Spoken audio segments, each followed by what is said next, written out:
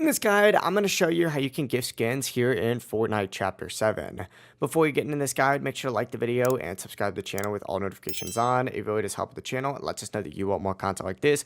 We'd greatly appreciate it. And if at any point throughout this guide you do have any questions, just ask them down in the comment section below and we can help you out further. I'm going to be doing my best to reply to every single comment down there. The first thing that you're going to want to do is open up Fortnite and go to the item shop just like so. And from here, you can go ahead and gift anything that costs V-Bucks. So it could be skins, it could be emotes, pickaxes, bundles that are V-Bucks only. Anything that requires real money like special offers and those kind of bundles cannot be gifted. So just keep that in mind. But essentially select whatever item you want to gift. Like for example, let's go ahead and say I want to give the Danny Phantom bundle. I'd essentially go ahead and select this. And from here, you're going to see a gift option on here. You'd simply just go ahead and choose whoever you want to gift after you do select it.